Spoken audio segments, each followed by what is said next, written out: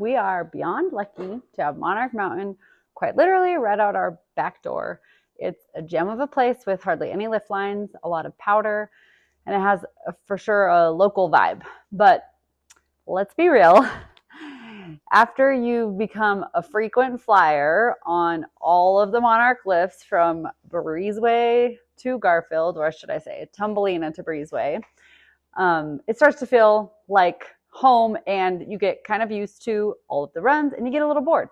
So where else can you go to ski around here? Ski resorts near me.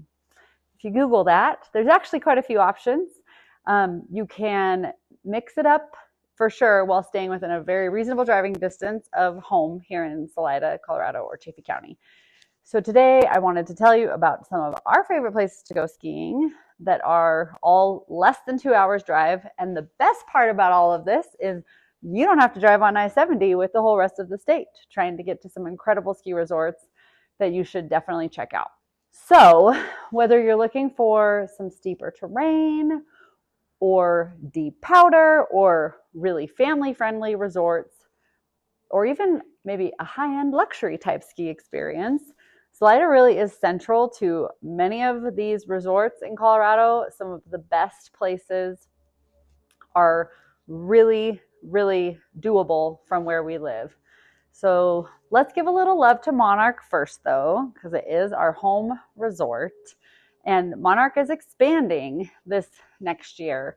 They already have the runs cut in, and the lifts will be going up shortly as we enter spring and summer, and you'll be able to ski that terrain for the 2025-26 season.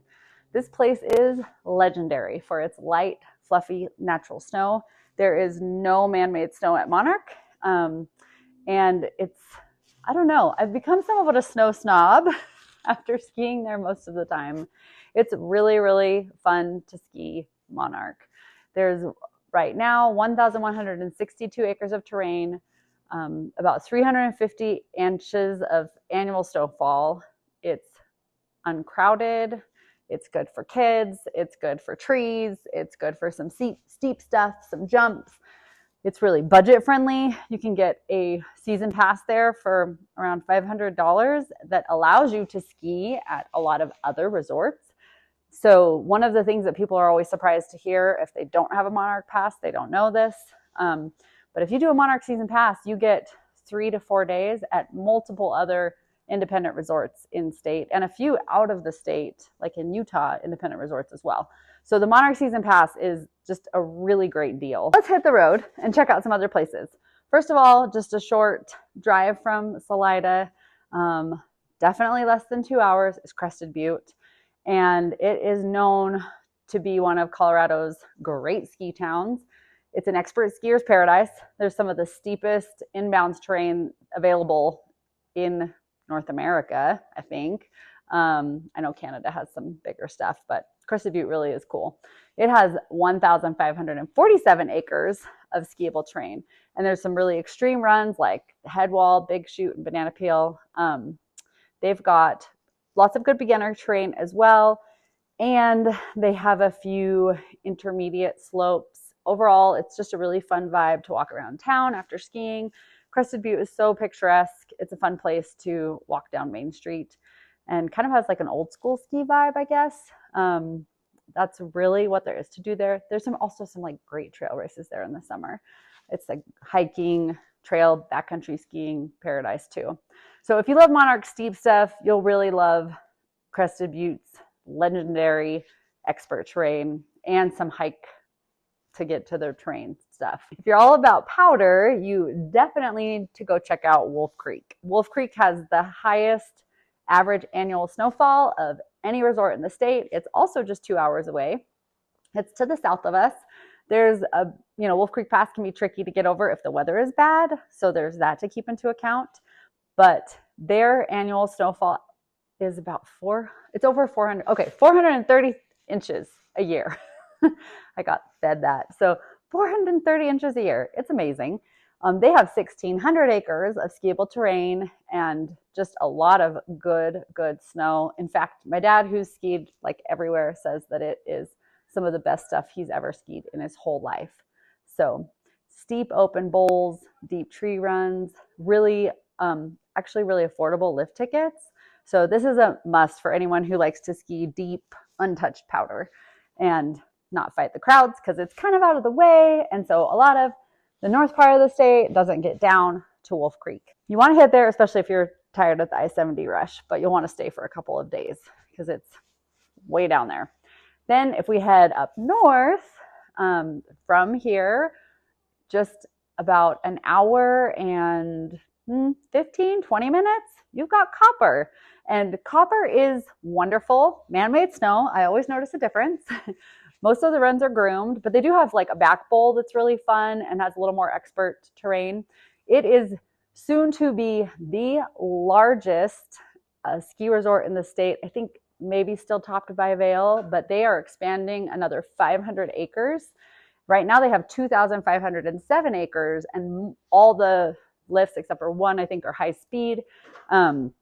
But they're expanding to over 3,000 acres this next season. And so that's going to be crazy because the Copper's already huge. You can easily ski like a 30, 40 mile day there. But now with all the new stuff, I mean, it would be exhausting, but so fun. You can ski a lot of terrain at Copper in a short amount of time too, because all of the lifts are high speed and just the runs are insanely long. In fact, skiing at Monarch and then like going to Copper, I'm always thinking my legs are out of shape, even though I ski all the time, because the Monarch runs are so short. They're like maybe a third or a half as long as the runs at Copper. So you get some good skiing conditioning when you ski at Copper. Anyways, yeah, it's just got a great, there's multiple terrain parks too at Copper. That's one of my kids' favorite things. They love to like do all the jumps, and there's like a cross terrain course that's really fun. There's some little ski through the trees courses that are fun. And yeah, Copper's just a blast, especially for families. If you want a really more luxury ski resort experience, Breckenridge is not that much further than Copper, just about an hour and a half, maybe an hour 45 from Salida. And it's got everything and great ski in, ski out opportunities. But it's also one of the busiest resorts in Colorado. So if you don't want to do crowds, then Breck might not be the place for you. But they do have a ton of places to eat. They have gondolas. It's big and a little like more posh, I guess I would say. If you're looking for real luxury skiing, you have Aspen and Telluride. And Aspen in the winter is a longer drive because you can't do Independence Pass. So in the winter, you gotta go like more than 3 hours around the mountains to Aspen. In the summer, Aspen's only like an hour and a half drive too. But the expert train, wide open groomers, Aspen has everything, not to mention luxury lodging and just amazing dining experiences. It is a beautiful little town in spite of all the hype. It's just a fun place to check out if you have never been. You should definitely go take a look. I prefer Aspen in the summer because I don't like driving that far in the winter. But it's a bucket list ski place. You got to go do it at least once. And there's one other one that's we cannot forget. We cannot forget Cooper. Cooper ski area is just like a really special place to me. It's actually the first place that my mom and dad ever skied together. And I like thinking about that every time I go. Big open beginner runs, not super difficult. Like you can say you've skied a double black diamond there and it's maybe like a black diamond at somewhere else. So it's kind of fun to push yourself. It has really family-friendly vibes. It's just a really fun place. Not to mention the history at Cooper is amazing. It was in part of the 10th Mountain Division. In like, if you go in the lodge, you can read all the history of that area and where they camped out and where they skied back in the day. So it's really fun. Anyways, I just wanted to throw these out there. So that's 7 resorts. Tons of skiing opportunities all around right in this area. Easy drive. None of them you have to drive on I-70 to get to. So avoid I-70 at all costs, especially during ski season. If you haven't got that Colorado tip down yet, there you have it. If you don't want to miss out on any more local insights, make sure you like, subscribe, and come back next week. Thanks for watching, and I'll see you on the slopes.